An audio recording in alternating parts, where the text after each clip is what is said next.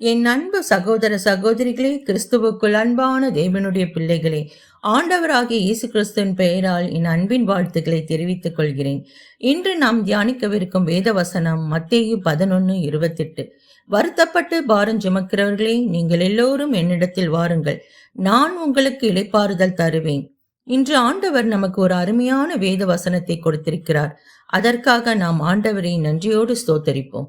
நம் வாழ்க்கையில் நம் ஒவ்வொருவருக்கும் எவ்வளவோ பாடுகள், பிரச்சனைகள், போராட்டங்களுக்கு மத்தியிலே நாம் வாழ்ந்து கொண்டிருக்கிறோம்.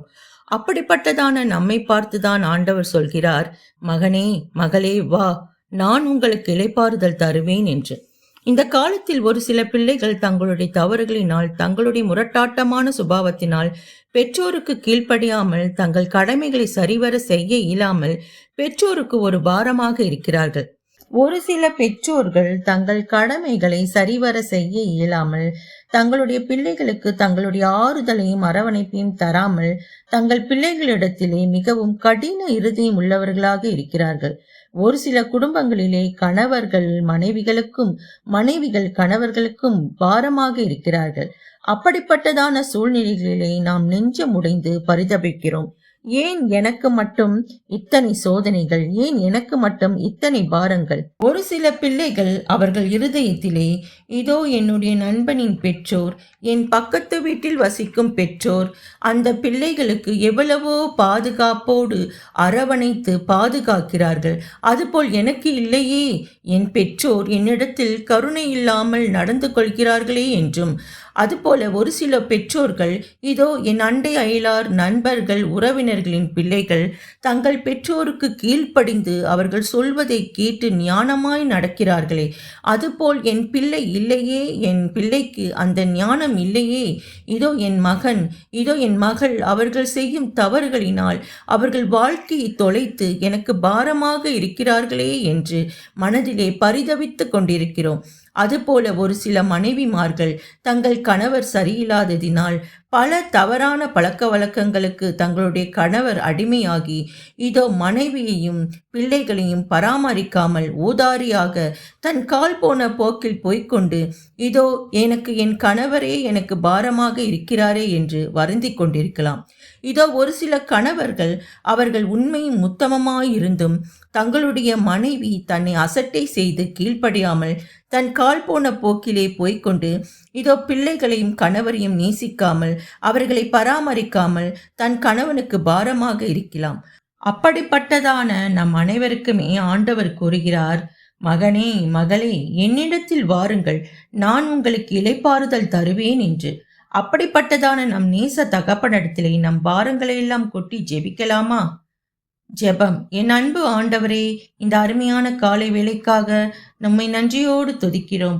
ஆண்டவரே, இந்த வருத்தப்பட்டு பாரம் சுமக்கிறவர்களே, நீங்கள் எல்லோரும் என்னிடத்திலே வாருங்கள், நான் உங்களுக்கு இளைப்பாறுதல் தருவேன் என்று சொன்ன எங்கள் அன்பு தேவனே, இதோ எங்கள் கவலைகள், தேவைகள், பிரச்சனைகள், போராட்டங்கள், எங்கள் வியாதி வருத்தங்கள், எங்களையும் எங்களை பகைக்கிற துன்மார்களுக்கு மத்தியிலே நாங்கள் எங்கள் பாரங்களை சுமக்க முடியாமல் சோர்ந்து போய்விட்டோம். ஆண்டவரே, எங்கள் பிரச்சனைகளை யாரிடமாவது சொல்லி தேற்றிக் கொள்ளலாம் என்றாலும் எல்லாவற்றையும் கேட்டுவிட்டு எங்கள் நண்பர்களும் எங்கள் சகோதர சகோதரிகளுமே கூட ஆண்டவரே, எங்களை ஏளனமாய் எள்ளி நகையாடி, இதோ இவளுக்கு பெற்றோர் சரியில்லை, இதோ இவளுக்கு பிள்ளைகள் சரியில்லை, இதோ இவளுக்கு கணவன் சரியில்லை, இதோ இவனுக்கு மனைவி சரியில்லை என்று அவர்களும் குத்தி காட்டி பேசி எங்களை காயப்படுத்துகிறார்கள். இந்த மாய்மாலமான உலகத்திலே நாங்கள் யாரிடம் செல்வோம் இறைவா?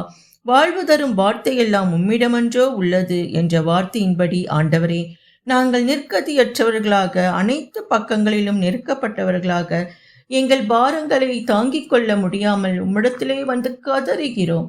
எங்கள் பாரத்தை எல்லாம் ஆண்டவராகிய இயேசு கிறிஸ்து உம்மிடத்திலே நாங்கள் ஒப்பு கொடுக்கிறோம். நீர் எங்களுக்கு இளைப்பாறுதலை தருவீர் என்று கடுகளவு விசுவாசத்திலே கேட்கிறோம். இதோ கடுகளவு விசுவாசம் மலையளவு காரியங்களை கொடுக்கும் என்று சொன்னீரே அப்பா.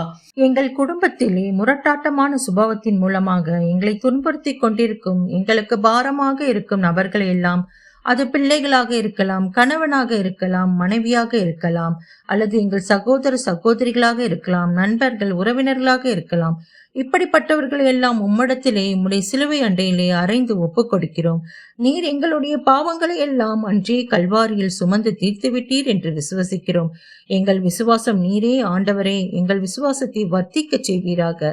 அன்று உம்மையும் உம்முடைய தேவ ஜனங்களையும் துன்புறுத்தி கொண்டிருந்த சவுலை தொட்டு பவுலாக மாற்றினீரே.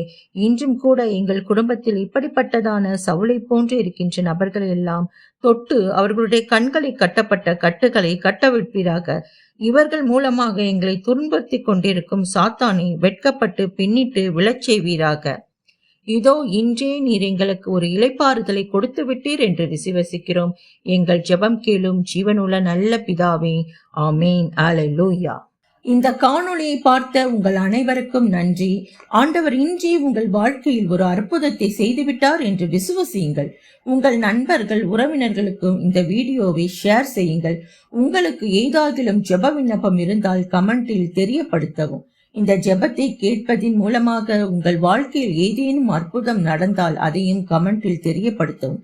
இது எனக்கு ஒரு மோட்டிவேஷனாக இருக்கும். God bless you. Have a wonderful day. கர்த்தர் உங்களை ஆசீர்வதிப்பாராக.